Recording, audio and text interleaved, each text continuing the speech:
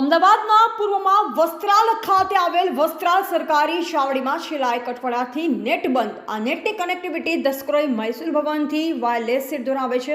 કોઈ ટેકનિકલ ખામીના કારણે છેલ્લા એક અઠવાડિયાથી વસ્ત્રાલ ચાવડીમાં અને સાથે સાથે પીપલજ અને અસલાલીની ચાવડીમાં આવો જ પ્રોબ્લેમ છે।